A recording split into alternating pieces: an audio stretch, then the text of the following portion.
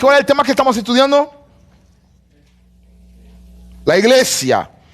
Hasta ahora hemos visto cuántas figuras, cuántas imágenes o cuántas expresiones con respecto a la naturaleza de la iglesia que hemos visto en la Biblia. ¿Alguien se recuerda? Hemos visto primero la iglesia como pueblo de Dios, ¿se recuerdan? La semana pasada vimos la iglesia como... No se recuerdan. ¿Ah? Eso era la naturaleza de la iglesia. Sí.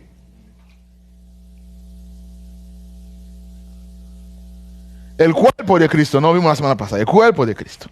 La iglesia como cuerpo. Después de ver la iglesia como pueblo. Como pueblo veíamos que teníamos una serie de implicaciones y compromisos con la iglesia. Y luego veíamos la semana pasada la iglesia como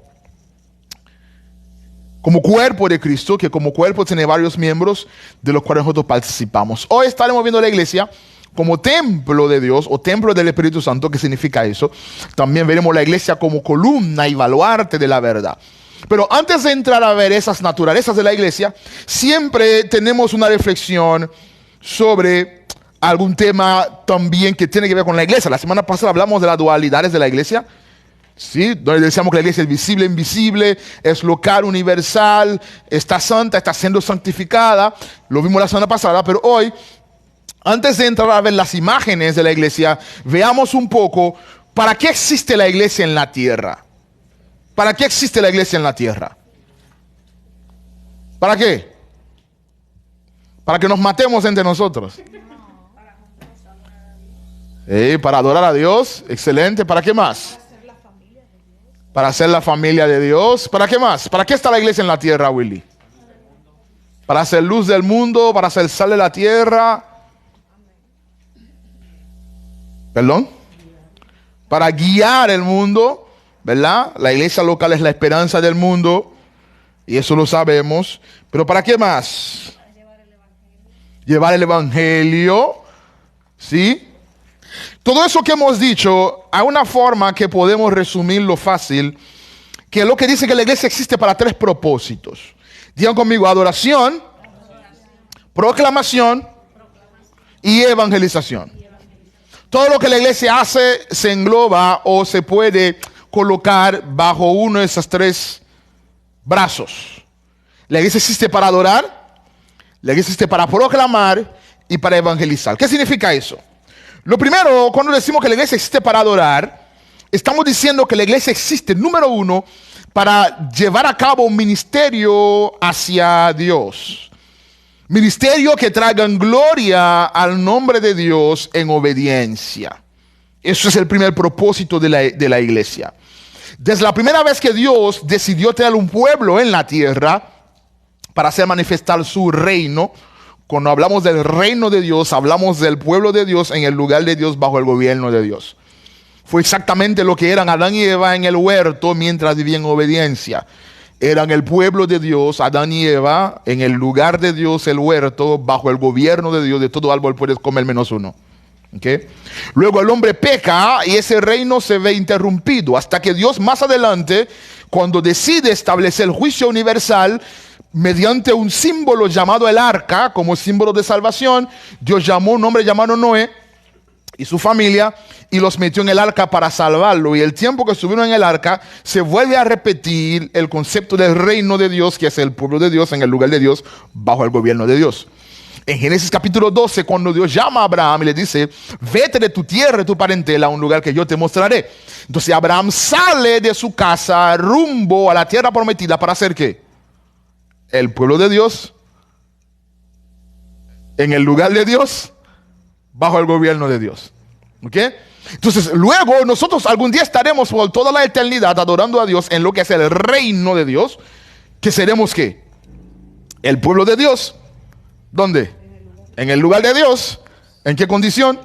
Bajo el gobierno de Dios. Entonces, Dios siempre ha tenido pueblo en la tierra. Dios siempre tendrá pueblo que establece su reino, que manifiesta su reino. Y la razón principal, primordial de ser el pueblo de Dios es para que le adoremos. Existimos primordialmente para hacer famoso el nombre de Dios. Se apagó el aire, Willy. Voy a ponerlo, por favor. Para hacer la voluntad de Dios. Existimos primordialmente para eso, para hacer famoso el nombre de Dios. Y eso podemos verlo en Colosenses 3:16, que dice, Colosenses 3:16, abre tu Biblia o prende tu Biblia y dime qué dice Colosenses 3:16.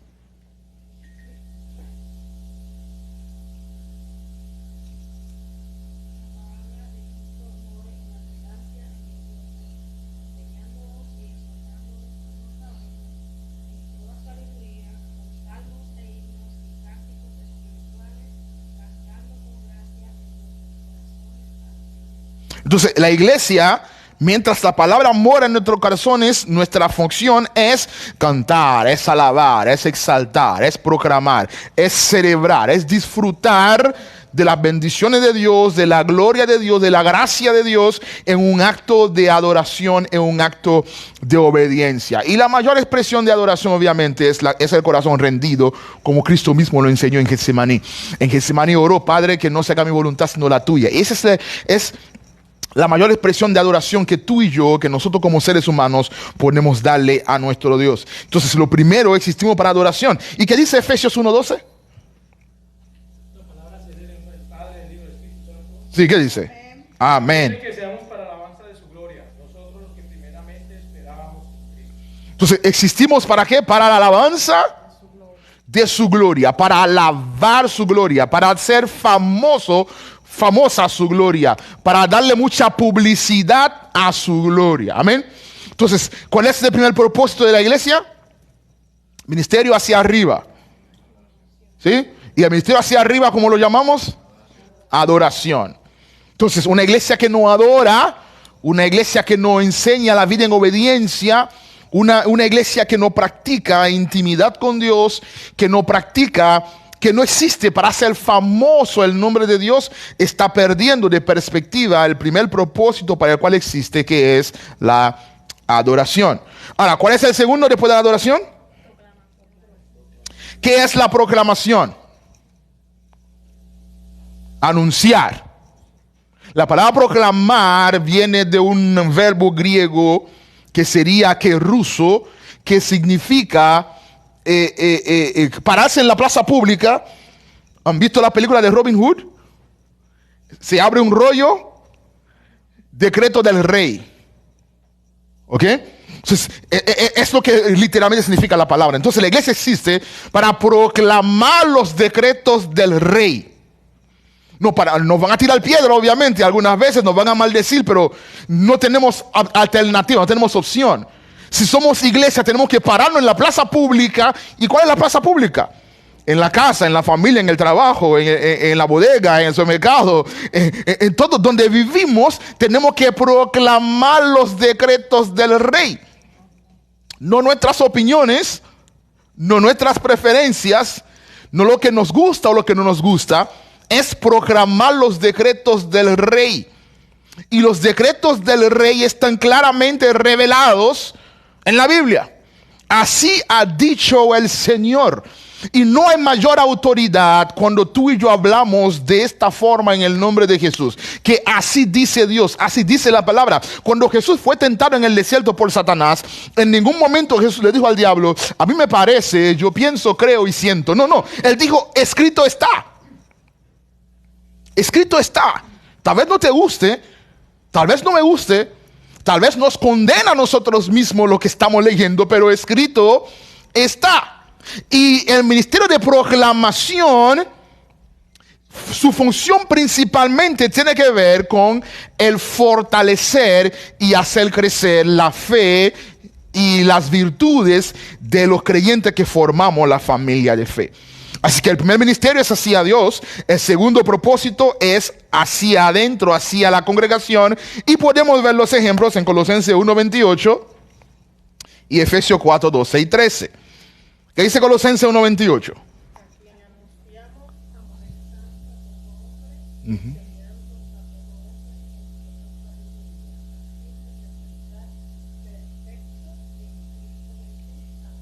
Entonces, cuando proclamamos la verdad del evangelio, amonestando, corrigiendo, instruyendo, guiando, el propósito es presentarnos a todos perfecto ante el Señor. Entonces, ese ministerio de proclamación, de enseñanza, el didáctico, el enseñar, el pregonar, el proclamar, el traer la palabra, la verdad, y poner la comida del Señor sobre la mesa para que todos nos podamos servir, su fin es fortalecernos, es perfeccionarnos y hacernos crecer, como dice también en Efesios 4, 12 al 13. ¿Qué dice?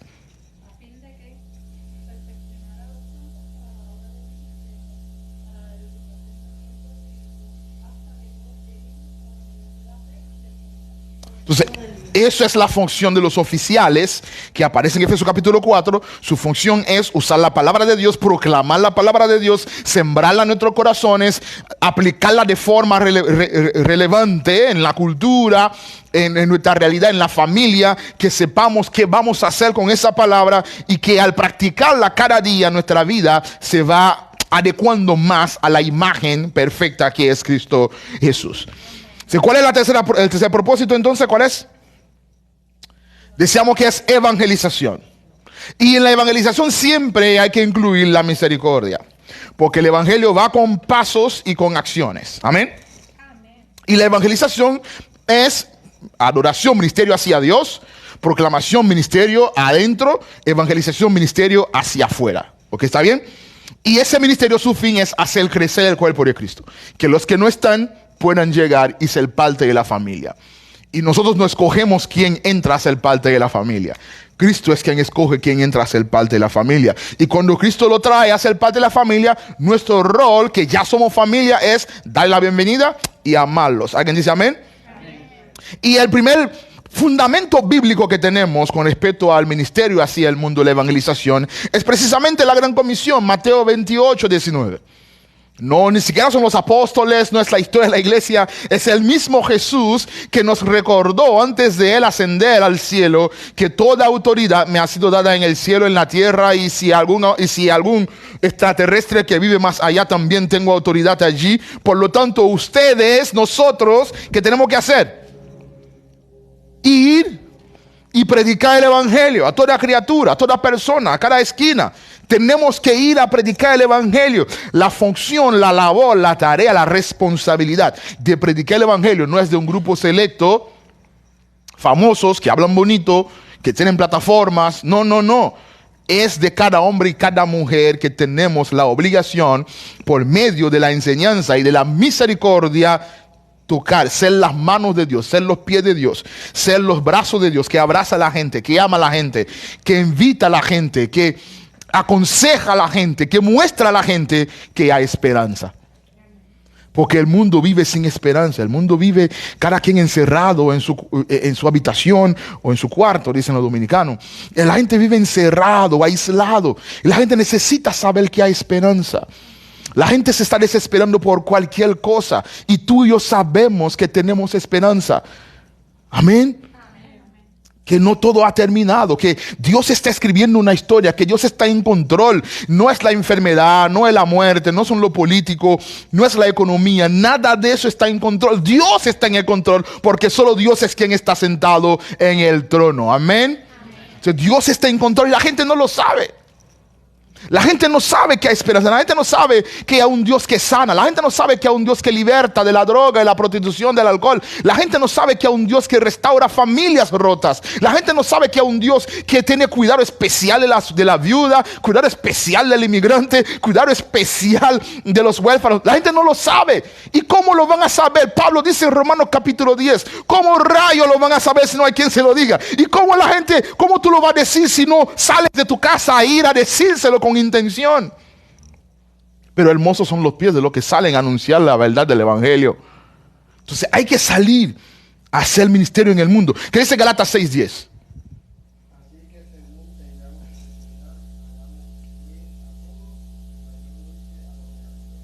Ok, primero vamos a salir a predicar Mateo 28, pero también Gálatas nos recuerda que tenemos que tener un corazón de misericordia, un corazón generoso, de hacer bien a la gente, de ayudar a la gente, de estar pendiente de la necesidad de la gente, sobre todo los que son de la familia de la fe.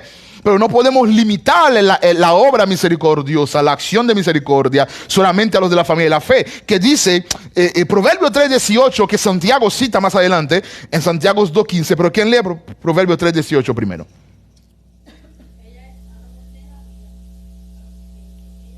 Proverbio 3:18. ¿Así dice? Ella es árbol de vida.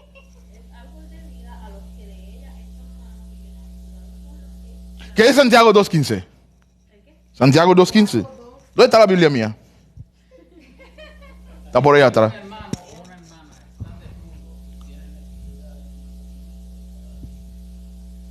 ¿Qué hay que hacer?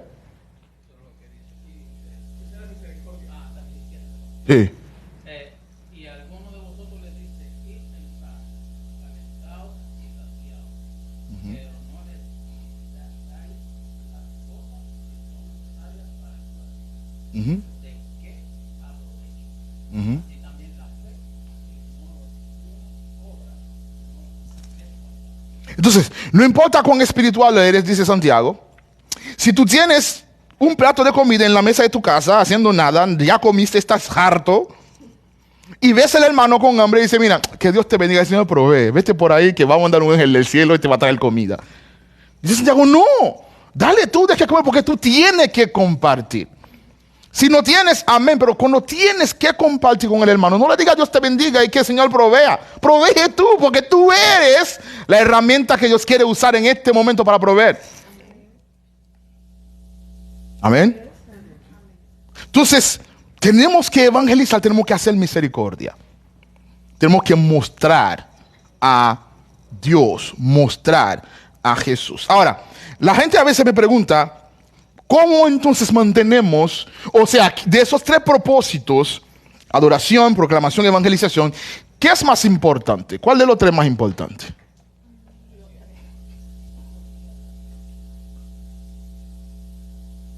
Dice Freddy que la adoración es lo más importante, pero la ayuda idónea dice los tres. ¿Qué piensan ustedes? ¿Mm? ¿Sí? Pónganse de acuerdo. Manny, ¿qué es lo más importante de los tres? Los tres. ¿Sí? Yo pienso que los tres. Es como ese trípode, ¿no? Si quito una pata, ¿qué pasa? ¿Qué pasa si una iglesia se enfoca solamente en adorar y adorar, pero no enseña ni evangeliza? Y se queda solamente el pastor adorando solo. Sí. ¿Y qué pasa si una iglesia se enfoca solamente en enseñar, pero no adora ni evangeliza? ¿Y qué pasa? Una iglesia evangeliza mucho, pero no adora ni enseña. Nadie crece. ¿Sí? Sí.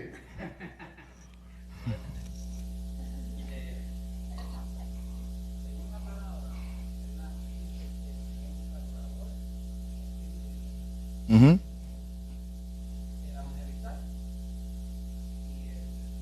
Enseñar. Madurar. Viene siendo parte de la Ujú.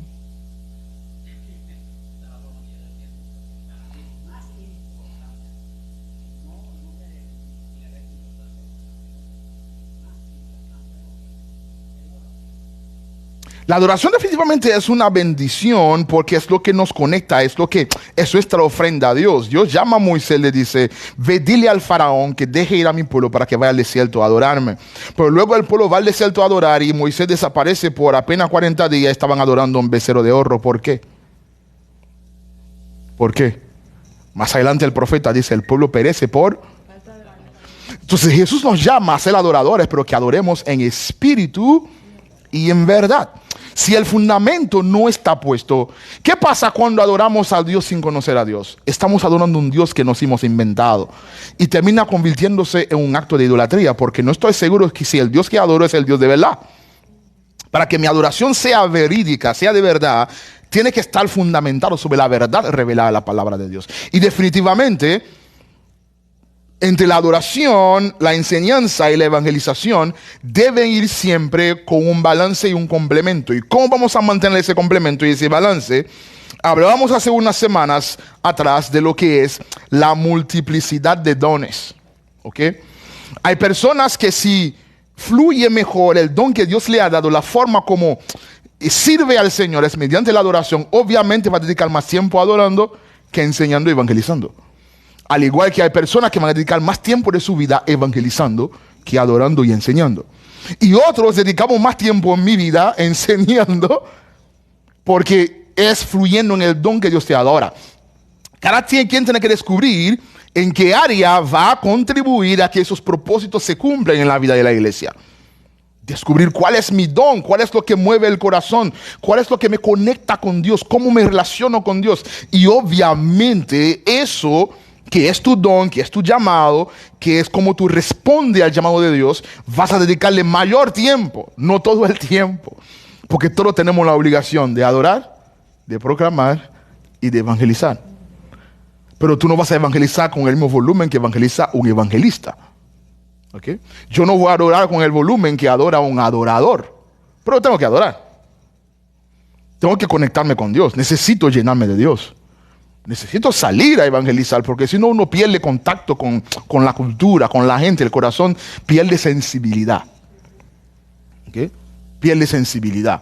Entonces necesitas hacer una agenda, descubrir primero cuál es mi don y fluir más, obviamente, en lo que realmente Dios me llamó a hacer.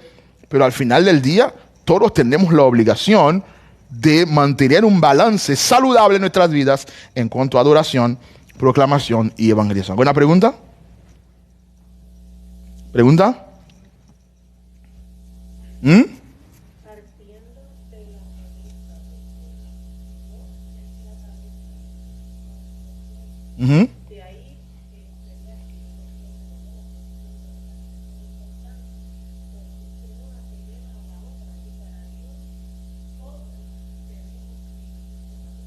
Eso es así. No hay uno mejor que el otro, que si son marchados, que se los vestidos. O sea, todos son mayores, porque las tres cosas parecían ser. La multiforme gracia de Dios. Y una iglesia saludable tiene que proveer espacios para que haya adoración, para que haya proclamación y que haya evangelización. Por eso el pastor siempre le dice, inviten hasta a sus enemigos a la iglesia. Tienen que salir por ahí a evangelizar, inviten hasta a sus enemigos. Busca a la gente que tú sabes que más te odia, invítala a conocer al Señor. Pero también invita a los amigos y los familiares, amén. Muéstrales a Dios y háblales de Dios.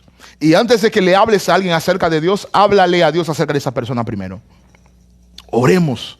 Vamos a orar por la gente, vamos a orar por conversiones, por avivamiento, por transformación, por que la gente se reconcilie con Dios. Y luego a la gente le invitamos a conocer la familia que somos. ¿Alguien dice amén? Hoy vamos a ver entonces como primera imagen la iglesia como templo de Dios o templo del Espíritu. ¿Están conmigo? ¿Qué dice 1 Corintios 3:16? ¿No sabéis? ¿Acaso no lo sabéis? Que sois templo de Dios y que el Espíritu de Dios habita, hace tabernáculo en ustedes. Si alguno destruyere el templo de Dios, ¿qué pasará con él, Mone? Dios lo destruirá a él. Porque el templo de Dios, el cual sois vosotros, no el edificio, no la catedral, el cual sois vosotros, santo es. Entonces, cuando yo atento contra la santidad de Dios en mi vida, cuando hipoteco mi testimonio público, mi santidad, estoy entrándole a martillazo al templo de Dios, lo estoy destruyendo. ¿Y qué dice la palabra? Eso es serio, ¿eh? ¿Lo leemos de nuevo? ¿No saben ustedes que son templo de Dios y que el Espíritu de Dios habita en ustedes? Y si alguien destruyera el templo de Dios, Dios lo destruirá a él, porque el templo de Dios que son ustedes, santo es, apartado para Dios, sagrado para Dios. Dios lo ama, lo cuida. Así que la iglesia como templo de Dios trae a memoria una serie de compromisos. El primer compromiso que trae a memoria la iglesia como templo es que tiene que vivir una vida de pureza, una vida de consagración, una vida que refleja los valores del reino, una vida que va en pos de lo que Dios demanda, no en pos de lo que el mundo demanda. Por eso Pablo dice en Corintios: huyan de la fornicación, porque cualquiera que peca, cualquier pecado que comete el hombre está fuera del cuerpo, pero el que fornica contra su propio cuerpo peca. ¿O ignoráis que vuestro cuerpo es templo del Espíritu Santo, el cual está en vosotros, el cual tenéis de Dios, y que no sois vosotros? Escuchen eso es muy importante. Nosotros tenemos que pensar que Dios habita en nosotros. Y me acuerdo, yo era nuevo creyente allá atrás, 2007, cuando un pastor nos dijo, hablando de ese pasaje: cuando tú estás sentado en el baño, Dios está sentado ahí contigo. Suena muy trivial, ¿no? Pero el punto es que Él habita en nosotros, nunca nos deja. Cuando estás haciendo esos chistes oscuros, cuando estás chismeando, acabando con la reputación de tu amigo, de tu hermano, ahí está Dios, mírame caminando, te decía: mira, mírale ese. Va el domingo a levantar la mano y ahora mira. Está ahí. Dice alguien: cuando criticamos o calumniamos, hacemos daño a 3 personas. Hacemos daño a nosotros, hacemos daño a quien nos escucha y hacemos daño de quien hablamos. Entonces Dios está en nosotros, está con nosotros todo el tiempo, y eso debe motivarnos a vivir en pureza, a vivir una vida no perfecta pero sincera. ¿Vale? Porque sabemos que somos obras en construcción. Hay áreas en nuestra vida que todavía batallamos, o soy solo yo. ¿Sí? Estamos batallando en muchas áreas, y Dios, veremos más adelante, nos da el poder para seguir haciéndolo, para ir venciendo, porque nos ha dado su espíritu que nos da la fortaleza. Por eso cuando metemos la pata a los 5 minutos decimos como que metí la pata.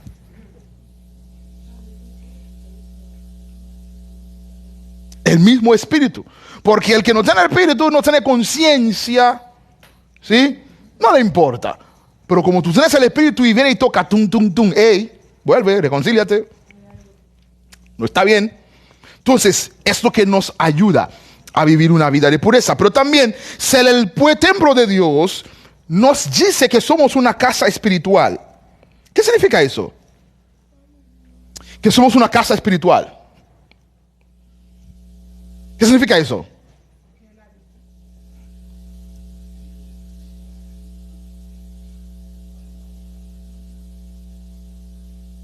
¿Sí? Habita en nosotros. ¿Y eso nos convierte en qué? En una morada donde está el Espíritu. Y eso tiene una importancia, una connotación, de que no solamente somos lo que vemos con los ojos de la carne, no somos solamente cuerpo, no somos solamente emociones o problemas o enfermedades o dolores, no. Tenemos una dimensión espiritual muy poderosa que camina con nosotros. Donde tú llegas, llega la presencia de Dios. Donde tú llegas, la atmósfera tiene que ser transformada. Si tú llegas y todo el mundo está en pleito, en pelea, no, llegaste tú a traer paz. Si vas a un lugar y estaba todo el mundo matándose entre sí, no, tú llegaste a traer amor. Si llegaste a encontrarte a todo el mundo acabando con todo el mundo, derrochando y criticando y maltratando, tú eres diferente porque eres una casa espiritual. Donde tú te mueves, mueve la presencia de Dios. Tú eres hoy en día esa nube de Dios que en el desierto de día era nube, de noche fuego, y era la manifestación visible de Dios. Tú eres esta manifestación visible de Dios hoy. Ese templo que atraía a miles y millones de personas cada año en Israel a ir a ver esa belleza, las maravillas de Dios en Israel, nosotros hoy somos esa casa espiritual. Acercándonos a Jesús, piedra viva, dice Pedro, desechada ciertamente por los hombres, pero para Dios escogida y preciosa. Vosotros también, como piedras vivas, sobreedificadas como Cristo, en Cristo, seamos edificados como casa espiritual y sacerdocio santo para ofrecer sacrificios espirituales aceptables a Dios por medio de Jesucristo. Por lo cual también contiene la escritura, y aquí pongo en Sión la principal piedra de ángulo, escogida, preciosa, y el que creyere en él no será avergonzado. Nosotros somos una casa espiritual y escogido para ofrecer sacrificios espirituales, cánticos de alabanza, de acción de gracia. Amén. En nuestros labios no puede haber palabra de desesperación. Yo sé que uno pasa a veces por temporada, por transiciones. Está bien, pero no puede ser nuestra realidad. Es la excepción. A un día que yo dudo, a un día que yo tengo mis debilidades, pero eso es una excepción, no mi realidad. Tu realidad es que eres una casa espiritual. No un manojo de emociones. Tú no eres tus circunstancias. Las circunstancias vienen y van, pero el Dios que a tú y yo adoramos está siempre sentado en su trono y Él permanece siempre fiel a favor de nosotros. Amén. Por el hecho de que somos, ¿qué dice ahí? ¿Quién lee? 1 Pedro 2.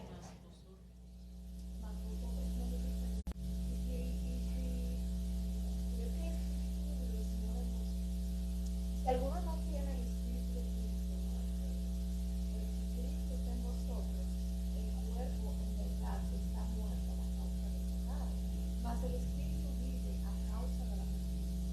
Y si el Espíritu de aquel que levantó de los muertos a Jesús mora en vosotros, el que levantó de los muertos a Cristo Jesús, vivificará también vuestros cuerpos mortales por su Espíritu que mora en vosotros. Por su Espíritu que mora en vosotros. Ahora, el Espíritu de Dios que mora en nosotros nos hace pertenecer, porque el que no tiene el Espíritu de Cristo, ¿qué dice acá?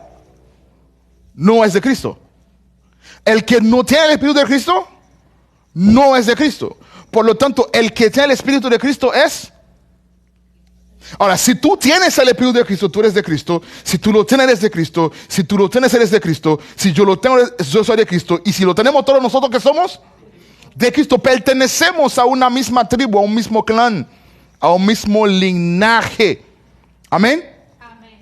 Entonces tú eres parte de la familia de Dios.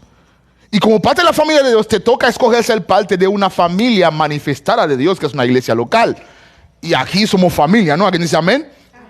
Pero tú eres parte de la familia de Dios. Nunca te sientes solo ni abandonado, ni solo ni sola en el mundo, porque tú perteneces. Perteneces. Dios es tu Padre, Jesús es tu hermano mayor. Y hay 2000 años de historia de hombres y mujeres que han trazado un camino para ti, que han dejado huellas en la civilización, que han dejado marcas, que nos sentimos honrados y orgullosos de llamarnos hijos de Dios, cristianos por la fe y cristianos evangélicos. Yo no sé ustedes, pero yo estoy feliz de ser parte de la familia de Dios. No me avergüenzo de decir que soy creyente. Porque somos parte del movimiento más grande que ha visto la historia de la humanidad. Perseguido, vituperiado, todo ha pasado, pero seguimos de pie firme y nos seguimos amando los unos a los otros sin distinción de nacionalidad, de tribu, de lengua, de raza, simplemente porque tenemos al Dios en el cielo que nos ama. No me importa si tú vienes de donde tú vienes, si tú eres hijo de Dios, yo te amo. Porque Dios te ama. Amén. Amén. Y de paso me invitan a comer la comida que comen. Pertenecemos. Amén. Pero solamente pertenecemos. El templo. En el templo cada ladrillo cuenta, ¿no? Si quito un ladrillo ya el edificio perdió su integridad, ¿sí o no? Entonces así nosotros como templo de Dios nos complementamos. Amén. Amén. Amén. Nos complementamos. Pablo dice en la carta a los Efesios, capítulo 2, edificados sobre el fundamento de los apóstoles y profetas, siendo la principal piedra de ángulo Jesucristo mismo, en quien todo el edificio... ¿Qué pasa con todo el edificio? ¿Qué dice? Bien coordinado, no cada quien por su parte, no cada quien por su rincón o cada quien por su esquina. Nos complementamos. Te necesito, tú me necesitas, ¿sí o no? Bien coordinado. ¿Qué pasa cuando actuamos descoordinados? ¿Qué hacemos? Lo hacemos mal, hacemos un desorden. Estamos atentando, destruyendo el templo de Dios porque nos estamos quitándole el compound a los ladrillos. No podemos quitarle el concreto a los ladrillos. Tal vez tú no quieres estar al lado del ladrillo que te toca, pero no es tu decisión. El constructor es quien coloca cada ladrillo en su lugar. Si no te gusta el ladrillo que está al lado, díselo al constructor. No es culpa mía. ¿Me están entendiendo, no? ¿Me están entendiendo, no? A lo mejor el ladrillo que te toca tiene el borde afilado, o es un poquito más grande que tú, o más pequeño y tienes que soportar parte del peso que le tocaba, pero el constructor es quien coloca cada ladrillo en la pared. Y lo que nos toca hacer nosotros es estar bien coordinado para que vaya creciendo, para hacer un templo santo en el Señor, en quien vosotros sois juntamente edificados para morada de Dios en el Espíritu. Entonces, nos complementamos. Iglesia, mira para acá, yo te necesito para llevar a cabo la adoración, la proclamación y la evangelización. Nadie puede hacerlo todo solo. Somos un equipo. Digan conmigo, somos equipo. Amén. Entonces somos templo de Dios porque el Espíritu mora en nosotros como individuo y como familia, como cuerpo. Y eso tiene una serie de implicaciones que por lo menos 8 le puse acá.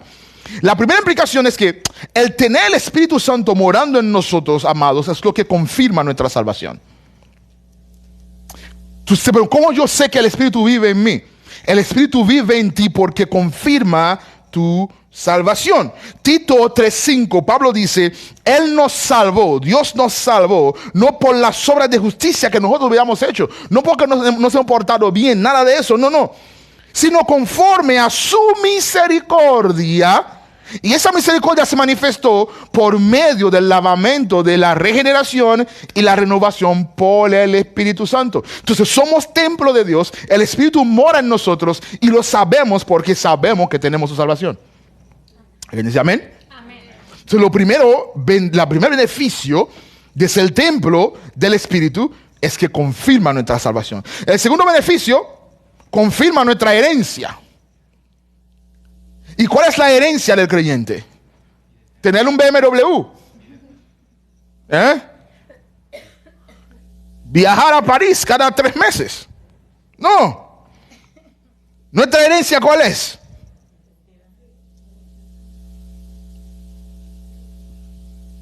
El mismo Espíritu da testimonio a nuestro espíritu de que somos hijos de Dios. Y si somos hijos, también somos ¿qué? Herederos de Dios y coherederos con Cristo, si en verdad padecemos con Él, a fin de que también seamos glorificados con Él. Nuestra herencia es que seamos glorificados con Cristo.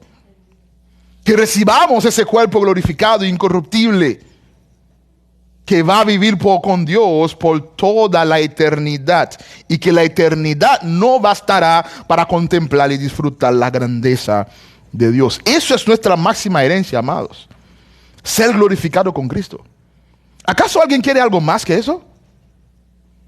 Usted se imagina un cuerpo que come y no engorda, que no se enferma, que no se envejece, que no se entristece, que no se lastima, que solamente disfruta de la presencia de Dios. Yo estoy loco por tener ese cuerpo, para comer todos los frutos del árbol de vida, que da su fruto según su temporada y su hoja no cae.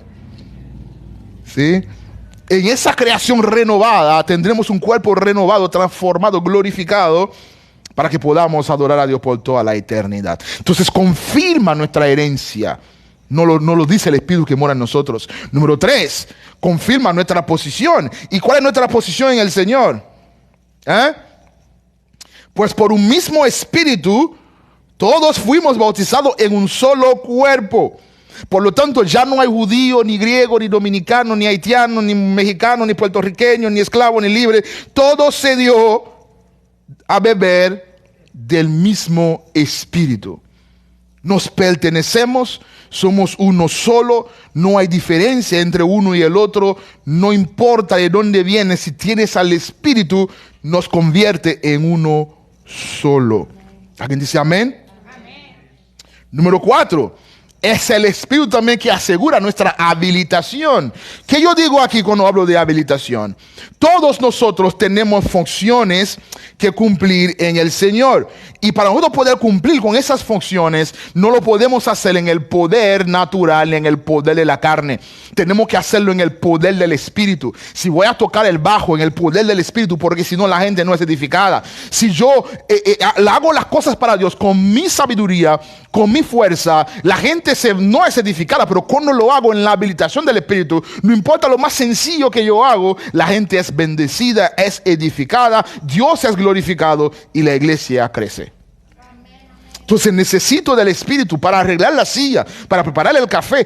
Tengo que hacerlo como un acto de adoración y tengo que hacerlo en dependencia total del Espíritu, a fin de que no sea para mi propia satisfacción, sino para la gloria de Dios. Amén.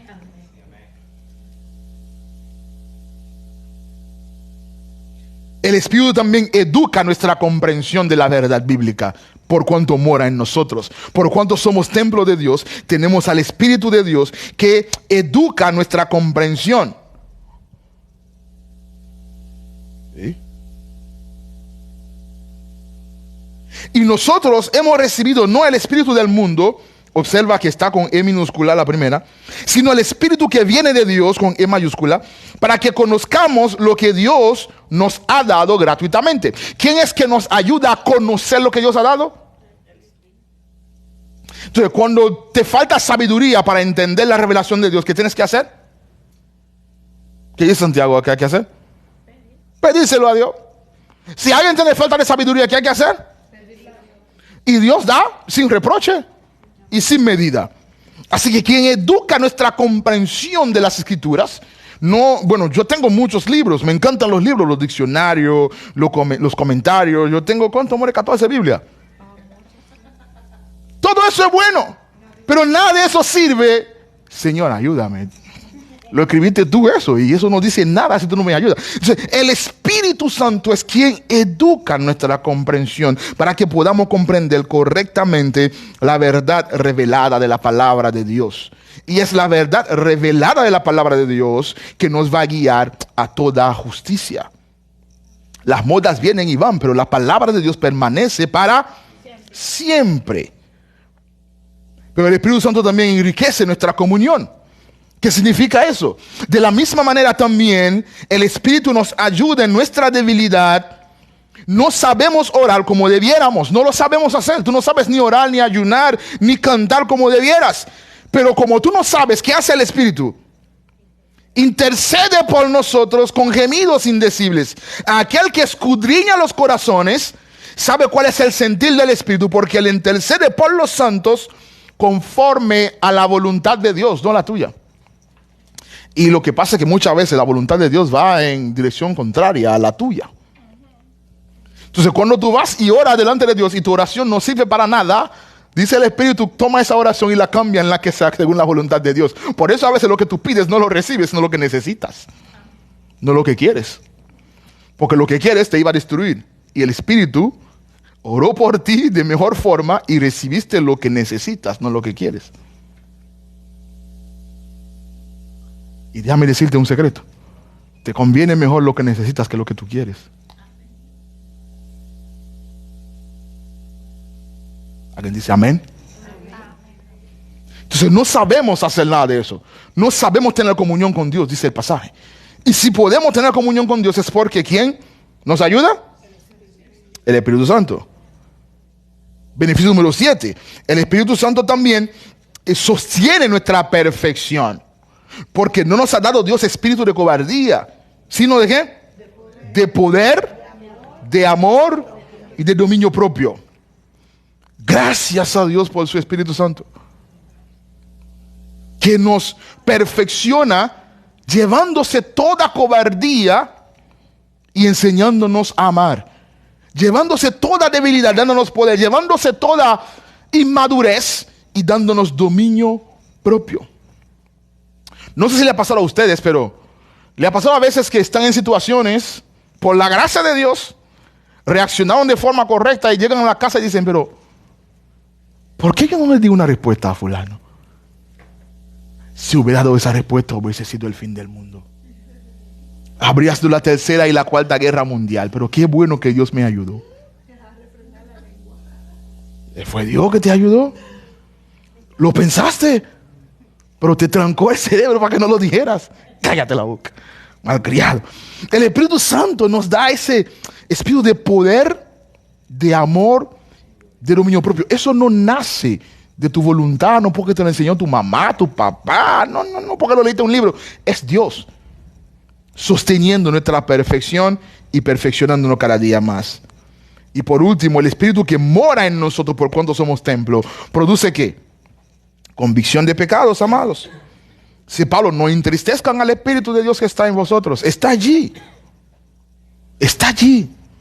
Tú eres templo del Espíritu, vive contigo, mora en ti. No lo entristezcas. No le falte respeto. No le ensucie su casa. Límpiele la casa para que se siente cómodo ahí. De vez en cuando lo espantamos, créeme. Pero ahí vamos de rodilla. Nos arrepentimos. Entonces avivamos el fuego en vez de entristecerlo. ¿Alguna pregunta? ¿Algún comentario?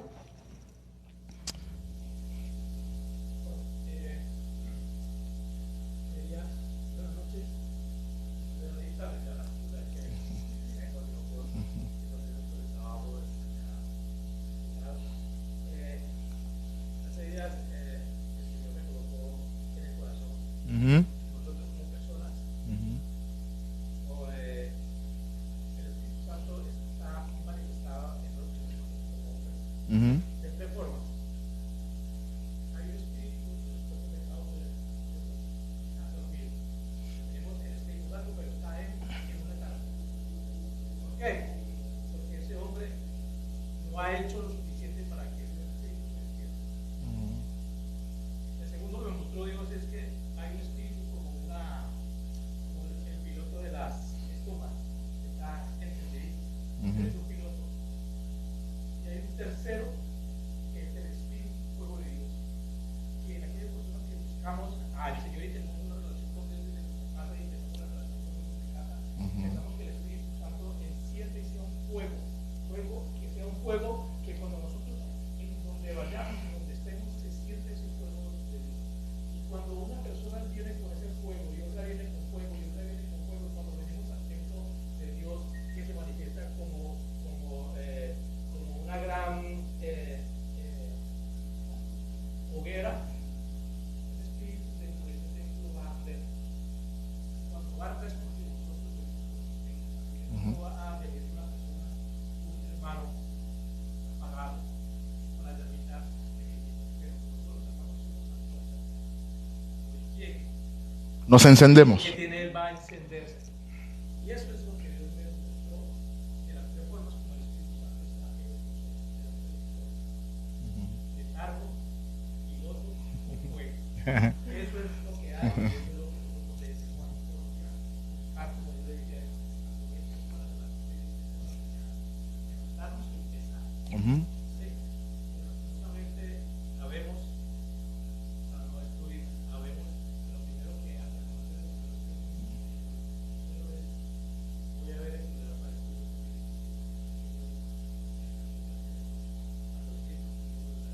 Está dando una nueva oportunidad de respirar en este campo de la actividad.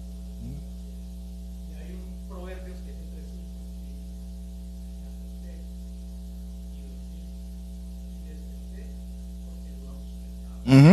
Y enseguida hay otro, de palma que estaré y así mismo diremos que Me hace vivir confiado. entonces, no sé por qué nosotros hoy la palabra del Señor. ¿Por qué tú crees que nos complicamos? ¿Ah? ¿Por qué tú crees que nos complicamos? Nos complicamos porque nos dejamos influenciar del mundo.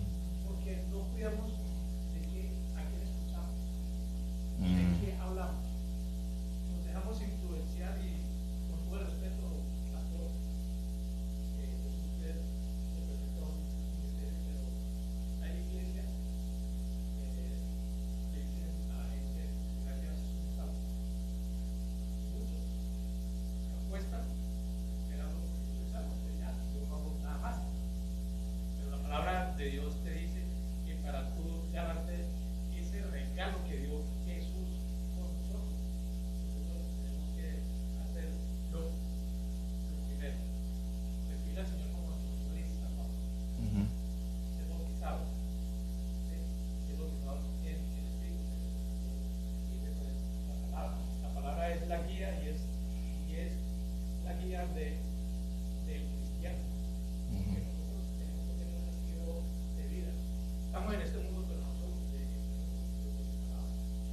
Ok, mira, hermano. Pablo le dice claramente a Timoteo, aviva el fuego del don que hay en ti. 2 Timoteo 1:6. Aviva el fuego, ese fuego del Espíritu que hay en ti, tienes que avivarlo. El hombre espiritual, el que ha nacido de nuevo, tiene al Espíritu Santo por cuanto ha nacido de nuevo. Pero ese Espíritu, como dices, por estar apagado, por no avivarlo. ¿Cómo lo avivamos? Echándole leña al fuego, oración, vida espiritual, misericordia, adoración, búsqueda de Dios, estar involucrado, estar conectado al cuerpo, estar conectado al enchufle de Dios, a la toma corriente de Dios, para que esté siempre avivado. Y el creyente que no aviva ese fuego, obviamente, no da fruto, no crece, no da evidencias de vida cristiana. El hombre natural que no tiene el Señor, tiene el Espíritu que lo mantiene vivo. Con E minúscula, como lo veíamos en el pasaje. Pero nosotros que nacimos de nuevo, tenemos ese Espíritu Santo que nos conecta con Dios y tenemos que mantenerlo avivado. Definitivamente, la salvación es por gracia mediante la fe. Ahora, la salvación que viene de Dios produce frutos. No tengo que hacer nada para ser salvo. Lo que hay que hacer, Cristo lo hizo. Yo soy salvo por las obras de Cristo en la cruz. Pero dice Santiago, cuando recibo esa salvación por gracia, algo tiene que cambiar en mi vida. Si permanezco igual, es cuestionable si de verdad tengo la salvación que Dios provee, que es por gracia, como enseña Efesios. Entonces es un don de Dios, es un regalo de Dios. Pero ese regalo de Dios te transforma, cambia tu naturaleza. Me gusta ilustrarlo de esta forma. Si tú le pones a una gallina maíz y lechuga, ¿qué va a comer? Si tú quieres que la gallina come la lechuga en vez del maíz, ¿qué tienes que hacer con la gallina? O cambiar su naturaleza. Porque si tú le pones maíz y lechuga, ¿a quién come lechuga? ¿Cuál animal? Al conejo. El conejo siempre va a escoger la lechuga sobre el maíz, porque su naturaleza lo lleva a hacer eso. Si nosotros, nuestra naturaleza nos aleja de Dios, nos aparta de Dios, nos hace odiar a Dios, nos hace no querer buscar de Dios. Y Dios, mediante gracia, viene, cambia nuestra naturaleza, de forma tal que ahora queremos orar, queremos leer la Biblia, queremos venir un miércoles en la noche a congregarnos, a estimularnos a la fe y aprender los unos de los otros. Es una bendición, es una evidencia de que el Espíritu está obrando en nuestras vidas. No estoy diciendo que lo que no vinieron, no, cada quien en su circunstancia de vida. Pero el que quiere hacer cosas espiritual es porque está siendo guiado por el Espíritu. Amén. Entonces el Espíritu cambia nuestra naturaleza y nos lleva a hacer esas obras que evidencian que de verdad hay gracia en nuestras vidas. Ahora, lo que la gente a veces no entiende con respecto a la gracia, entienden que la gracia significa gratis y no es gratis. La gracia significa que no me costó nada a mí. Me regalaron ese anillo. No sé cuánto costó. Pero ¿quién me lo regaló? No lo recogió en el piso. ¿Sí o no? Lo compró. A mí no me costó nada. Pero al que me lo regaló le costó, ¿sí o no? Si la salvación es por gracia, no significa que es gratis. Hagamos fiesta. Vivamos como bien nos parece. No. Esa salvación, Cristo murió en la cruz del Calvario para comprarlo. No con oro ni plata, porque no había suficiente en el universo, sino con la preciosa sangre de un cordero sin mancha. El Hijo de Dios, Dios mismo hecho carne, murió en la cruz del Calvario para comprar tu salvación.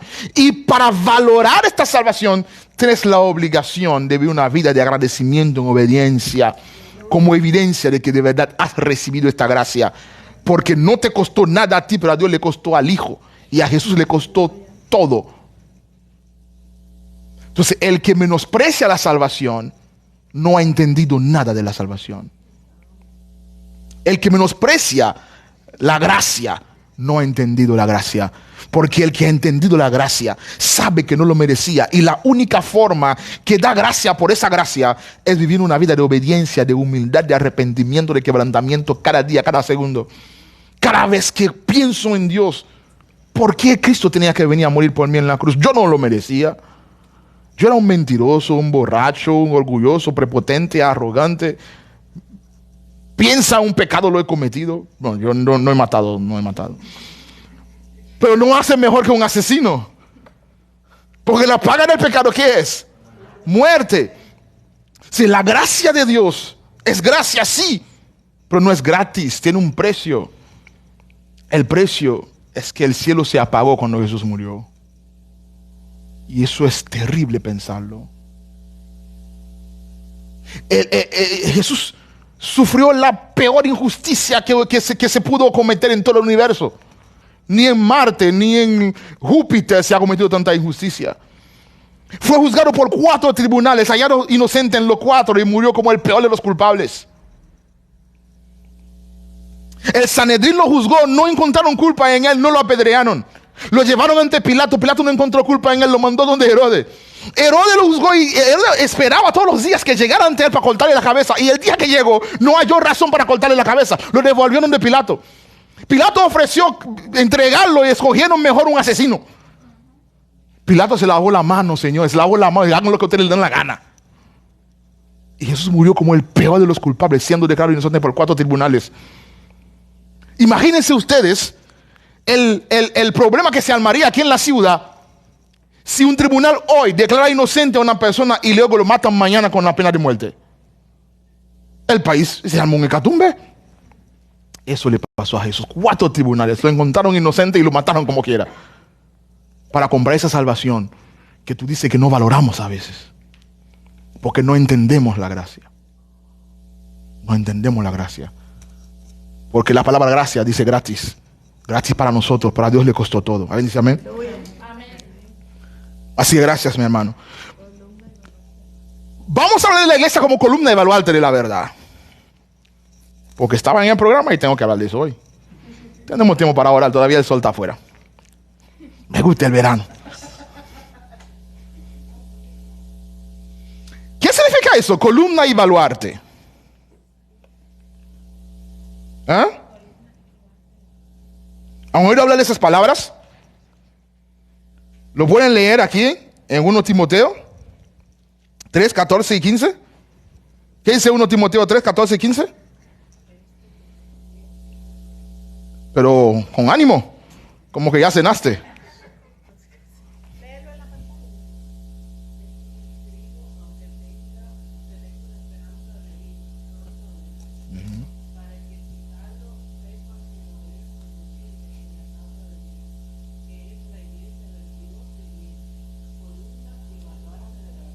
Observa eso, ¿no? ¿Qué dice Pablo? Si tardo en ir a verte, te mando un email adelante para que aprendas cómo debes conducirte. Hablas de eso ahora, ¿no? Cómo debes comportarte. Por lo tanto, recibir la gracia tiene una exigencia, tiene una demanda. La demanda es, una vez que recibo la gracia, se espera de mí, ¿qué? Digno de esta gracia, que va a evidenciar que de verdad tengo esa gracia. Y yo debo cómo desconducirte en la casa de Dios, en ese caso a Timoteo, un joven pastor. Y esa casa de Dios, ¿qué es? Es la iglesia del Dios viviente, no de un Dios muerto de eso que había en Éfeso, Timoteo, no, del Dios viviente. Y esa iglesia es ¿qué? Columna y baluarte de la verdad. Amo esta imagen de la iglesia en la Biblia. La iglesia como columna y baluarte de la verdad. La palabra columna es una palabra griega, stulos, que es una estructura edificada y destinada especialmente para sostener todo el peso que le van a poner encima, las columnas. Y los constructores saben mucho de eso, ¿no? Si no hay columna, no se sostiene. Se dice Pablo que la iglesia de Cristo es el stulos, es la columna que sostiene la verdad. Pero no solamente es la columna, es también la hedraioma, otra palabra traducida como baluarte, que también se traduce como muralla o plataforma, que son barreras impenetrables para las fuerzas enemigas. Esta barrera es como una muralla donde el enemigo se tiene que detener. Ahora, pensemos un segundo en la iglesia como columna y baluarte de la verdad. ¿Qué significa eso para nosotros? ¿O qué significa eso para esta generación, para esta sociedad? ¿Qué significa eso? Primero pensamos en la iglesia como columna. ¿Ah? Como stulos.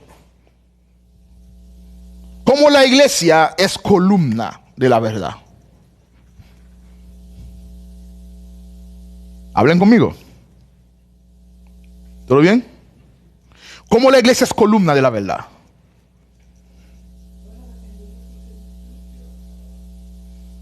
Defiende principios, sostiene la palabra.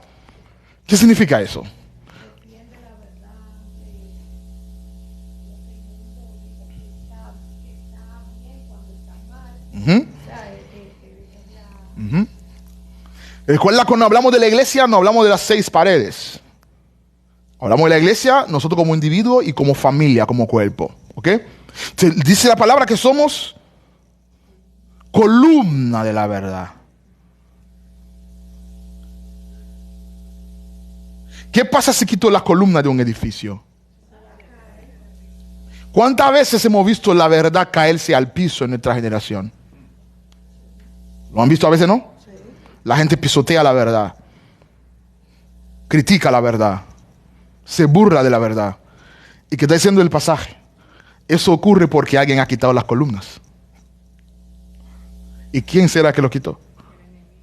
Nosotros mismos. No le echemos la culpa al enemigo. Nosotros nos extraímos de la discusión, nos extraímos del debate, nos extraímos de la conversación y del diálogo, y la verdad cae al piso. Nos escondemos, nos acobardamos, nos acomodamos, nos hicimos el chivo loco. ¿Y qué pasó con la verdad? Si cada vez que vemos la verdad de Dios en el piso, nosotros que somos la columna nos hemos apartado. Pero no solamente somos columna, somos muralla, baluarte, el freno, muro de contención. ¿Cómo somos muro de contención? Que la mentira puede llegar a la puerta de la iglesia, pero no va a entrar. Y hemos visto la iglesia permeada por la mentira de este tiempo, ¿sí o no? Porque alguien, de alguna forma, metió una grieta en el muro. Entró sutilmente, no, porque el diablo sabe, no por diablos, no por viejo, ¿no? Y en los 2000 años que tiene peleando con la iglesia, ha aprendido la estrategia que mejor funciona. Las veces que nos ha enfrentado frontalmente hemos resistido. Por eso dejó de enfrentar la iglesia de forma frontal. Se está metiendo sutilmente, secretamente. Una cancioncita, un mensaje medio aguado, medio diluido, un principio medio confuso, que la Biblia y algo más, que la Biblia y otro principio de nueva era, ¿no? Sutilmente. Y con esa sutileza se abre una grieta. Y ¡buah! Cuando venimos a darnos cuenta, hace tiempo que estamos invadidos. Entonces, como iglesia, nosotros como baluarte, como columna primero, tenemos que soportar el peso de la verdad. Amados, no nos quejemos cuando sentimos que la verdad nos está aplastando porque nos están atacando por las 4 esquinas. Es nuestro deber, es nuestra responsabilidad. Judas dice, tú y yo tenemos que contender ardientemente por la fe que una vez nos fue dada por los apóstoles. Contender ardientemente, es decir, encendernos en llama para defender la verdad del evangelio. Y si morimos por esta causa, que así sea.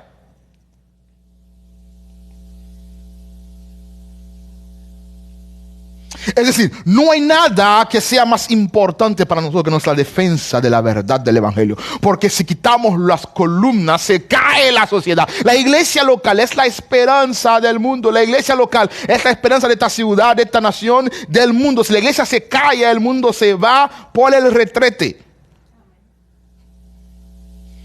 Tenemos que soportar el peso de la verdad. Pero ¿cuál es la verdad? Hija, ¿cuál es la verdad?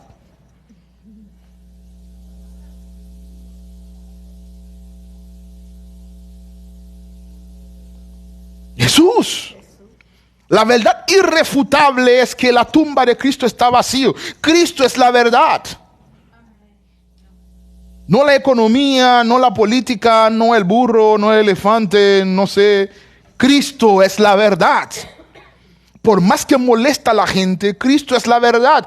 Porque la gente a veces está enferma y no quiere tomarse la medicina, pero tiene que tomársela obligatoriamente. Lo que la gente necesita es a Cristo. Ahora, ¿cómo soportamos esta verdad que es Cristo? Número uno, dando testimonio de que somos de Cristo. Que lo que decimos que somos no lo anulan nuestras acciones. Que con palabra y acción la gente sepa que somos de Cristo. Ahora, ¿cuál es el peligro de dejar caer esta verdad a tierra? De que se están burlando de Cristo, no decimos nada. De que la gente deshonra a Cristo y no hacemos nada. Dejar caer esa verdad a tierra va a permitir que la sociedad se autodestruya, se autocome por dentro. Y nosotros somos el muro de contención. Amén. Entonces la carga de soportar la verdad, amados, es saber que es posible que vamos a ser odiados por todos. Amén. Vamos a ser odiados por la gente que amamos enseñándole la verdad, pero no saben que están enfermos y necesitan de la salvación de Dios. Pero también tenemos que ser baluarte, tenemos que ser columna, tenemos que ser muro de contención. Siendo muro de contención, amados, esa muralla que protege la verdad. Les pregunto, ¿qué herramienta tú y yo tenemos para defender y sostener la verdad? Oración, ayuno, leer la palabra, Testimonio. Congregarse. Servir en el cuerpo. Amén. Visitarnos. Invitar al pastor a comer. A sus casas, a sus casas. Así compartimos. No, eso lo agregué yo. Pero eso también es bueno, ¿sí? Tenemos que ser familia, tenemos que mantenernos unidos, cohesionados, velar, cuidarnos, protegernos, defendernos. Tenemos las herramientas dadas por Dios, la Biblia, la oración, el ayuno, la palabra, la comunión, el servicio, vida en santidad. Tenemos que usar nuestros recursos, tenemos que invertir en el reino, tenemos que ser fiel a Dios, tenemos que estar pendientes de los misioneros que andan por allí en el mundo dando su vida por causa del evangelio. Tenemos que usar todo lo que Dios nos ha dado para proteger, defender y pregonar ese reino, expandir ese reino. Somos embajadores de un reino y tenemos que representar dignamente este reino, amados. Jesús nos dice en una ocasión, en su oración de rendición de cuenta, en Juan 17, orando por nosotros la iglesia, oró para que tú y yo nos mantuviésemos en la verdad, porque su palabra es la verdad. Necesitamos la palabra de Dios. Amén. Necesitamos comprar Biblias, regalar Biblias. Una Biblia cuesta $8 en Amazon. Regala la Biblia a una persona y léelo con esa persona.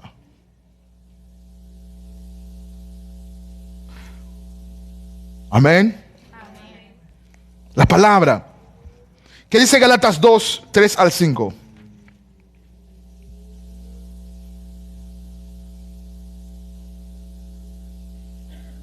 ¿Ah?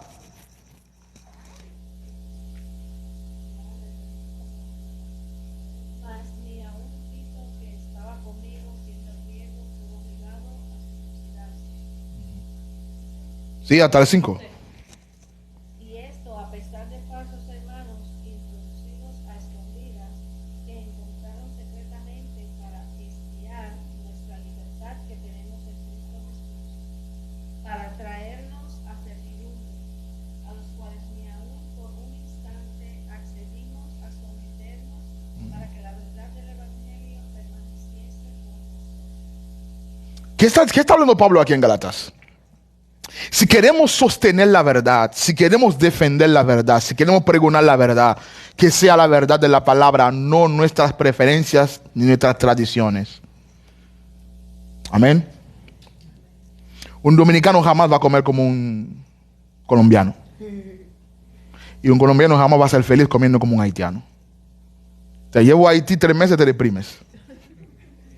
Porque la cosa que tú comes no lo hay allá. comemos diferente, cocinamos diferente. Entonces yo no puedo imponerte mis tradiciones. Dice Pablo, cuando intentamos imponer nuestras tradiciones como si fueran, elevarlas en categorías de verdad, estamos haciéndole un flaco favor, un flaco servicio al Evangelio. Que sea la verdad pura y simple, la palabra de Dios. Y luego tenemos espacio para vivir en libertad, ¿verdad que sí? Decía el pasaje, ¿no? Vivir en libertad en esas cosas que Dios nos ha permitido tener como herencia, como bendición. Amén.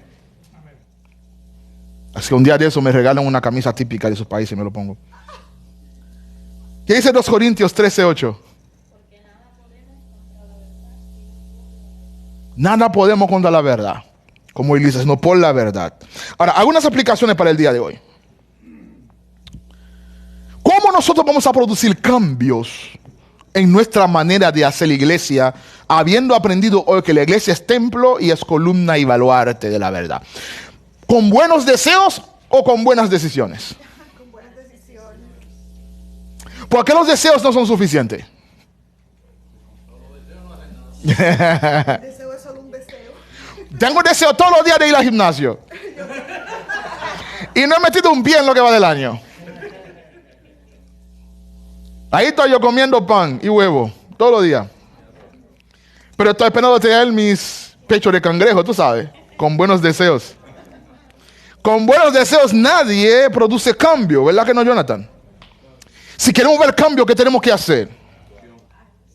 Acción. Ahora le pregunto, iglesia, ¿qué acciones podemos tomar hoy para ser templo de Dios y templo del Espíritu Santo? Orar juntos. ¿Qué más?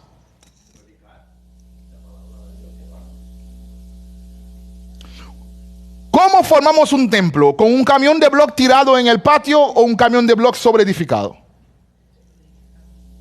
¿Cómo sobreedificámonos entonces? Siendo iglesia, siendo familia, Acercándonos, estando juntos, trabajando juntos, estando juntos para crecer. La palabra nos manda a practicar una serie de recursos de gracia. Medios de gracia. Al practicar esos medios de gracia, crecemos en madurez, en santidad, etc. Entre esos medios de gracia tenemos el perdón, tenemos el amor, tenemos la compasión, tenemos la templanza, tenemos el dominio propio. ¿Cómo podemos practicar esos medios de gracia aislado en una isla? ¿Cómo se practica el perdón?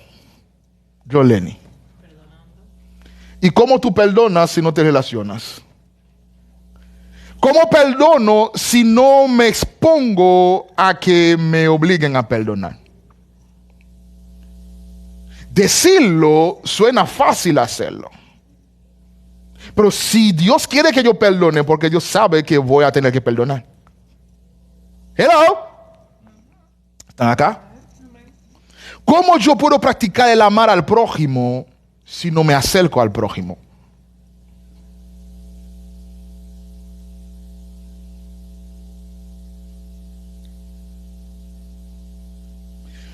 Dios quiere que crezcamos en humildad, en templanza, es decir, controlar el loco que tenemos adentro.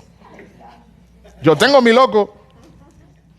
¿Cómo voy a controlar ese loco si no le abro la puerta de vez en cuando para que salga? Entonces, si nosotros queremos crecer en esos medios de gracia y que nos convertimos en un edificio sólido, un templo de Dios vivo, necesitamos tomar decisiones, amados. Es verdad que tengo 2 semanas, 1 mes, 3 meses asistiendo a la iglesia y no conozco a nadie, pero ¿qué tú quieres? Que venga un ángel del cielo a presentarte. Lo invita a alguien a tu casa este sábado, a ver, no voy a conocer a alguien. O invítalo a la cafetería de la esquina. Eso es lo que somos como iglesia. ¿Sabes que como iglesia somos gente loca, no? Sí, la iglesia está formada por gente loca. Siempre fue así. Siempre fue así. La iglesia primitiva era más loca todavía. Y así somos iglesia.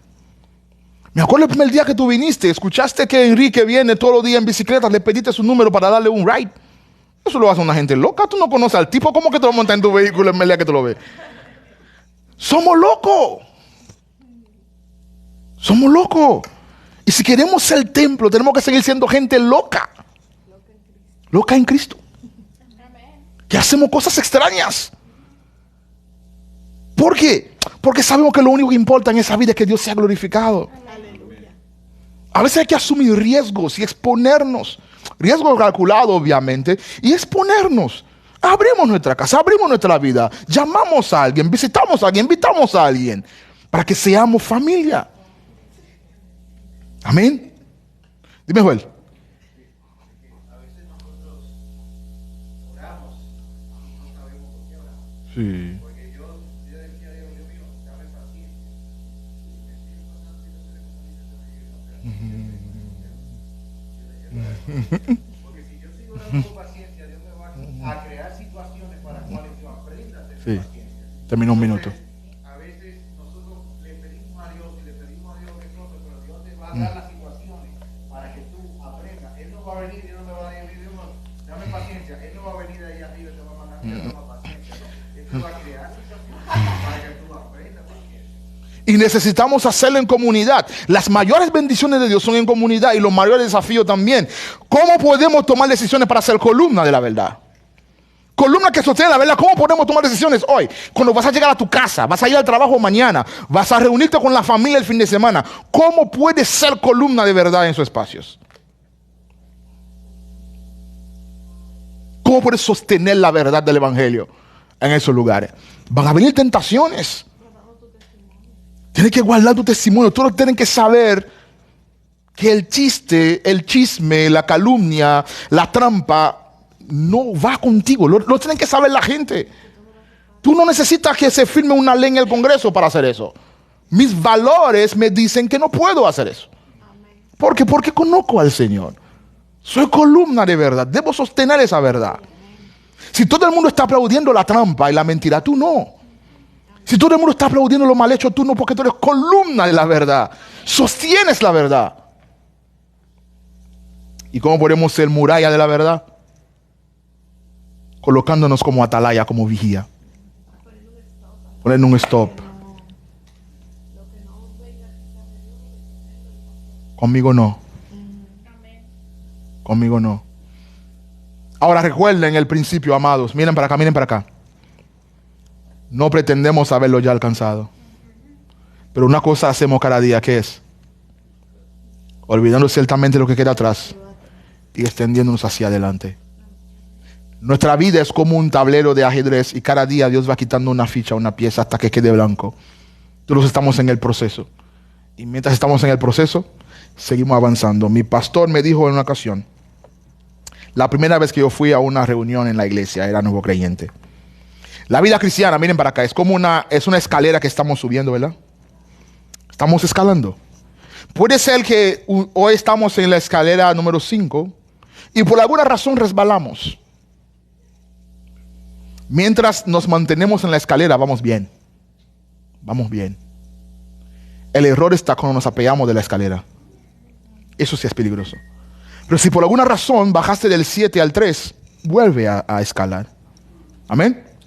Y seguimos escalando, peldaño tras peldaño, hasta llegar al premio del supremo llamamiento.